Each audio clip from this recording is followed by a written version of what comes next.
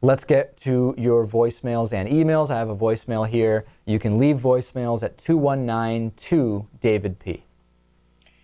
Yes, this call is in reference to your question as to whether it is, quote, worth it, unquote, to borrow money from China to fund women's clinics.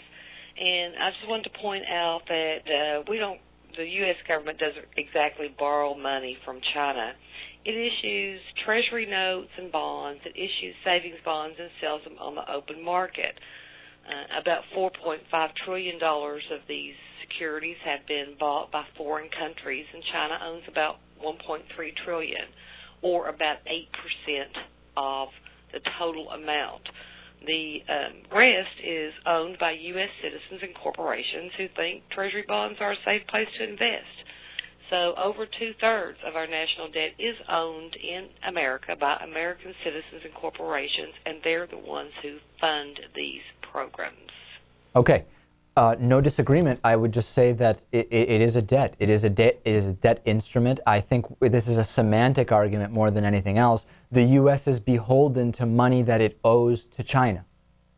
If we don't want to call that a debt, then I think we're really getting into a semantic argument here. I don't know that I'm convinced by this voicemail.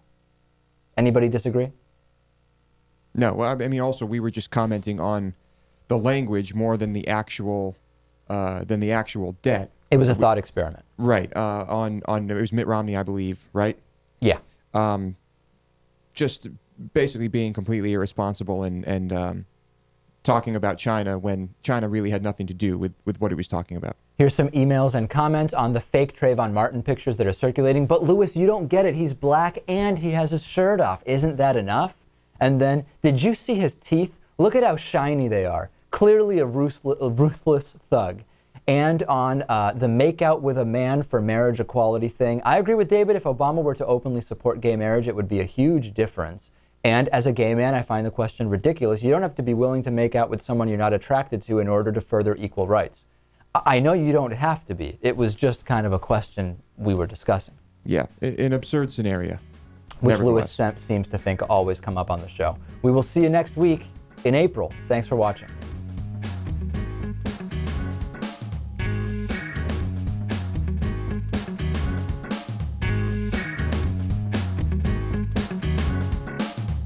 The David Pakman Show at davidpakman.com.